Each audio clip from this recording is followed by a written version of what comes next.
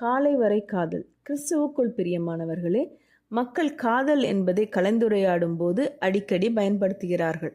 ஆனால் அவர்கள் அதற்கான உண்மையான அர்த்தத்தை பெரும்பாலும் புரிந்து கொள்வதில்லை.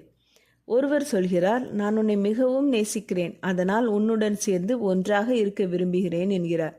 மற்றொரு பெண் சொல்கிறாள், எனக்கு இந்த புதிய பாடல் மிகவும் பிடிக்கும் என்கிறார். சிலர் அவர்களுக்கு குறிப்பிட்ட உணவு மிகவும் பிடிக்கும் என்பார்கள். தமிழில் அன்பு, காதல், பாசம், விருப்பம், நேசம் என்று பல வார்த்தைகளை பயன்படுத்துகிறார்கள். ஆனால் ஆங்கிலத்தில் இவை அனைத்திற்கும் லவ் என்ற வார்த்தையை பயன்படுத்துகிறார்கள். நீதிமொழிகள் 7ஆம் அதிகாரத்தில் ஒரு பெண் காதல் என்ற சொல்லை மிகவும் சாதாரணமாக பயன்படுத்துகிறார். சகோதரி நான்சி சொல்கிறார்கள், அவள் ஒரு இளைஞனை தன் படுக்கை அறைக்கு கவர்ந்தெழுக்கும் சூழலில் இதனை சொல்கிறாள்.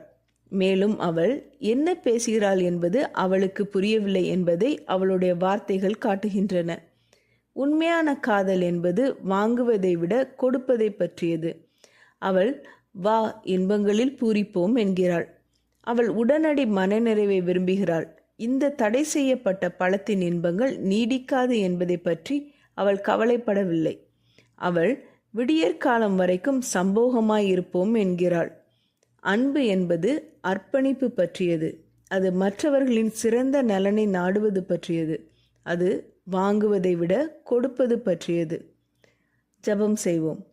எங்கள் அன்பின் பரமபிதாவே, நீர் எங்கள் மீது கொண்ட அன்பினால் உம்முடைய ஒரே குமாரனை எங்களுக்காக தந்தீர்.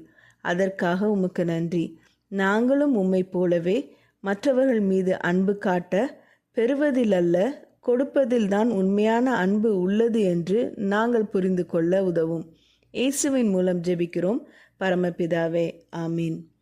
இந்த மெசேஜ் 3 ஏப்ரல் 2023 நான்சி டிமோஸ் வால்கமோத் அவர்களின் இயேசுவை தேடி என்ற புரோகிராமிலிருந்து எடுக்கப்பட்டது.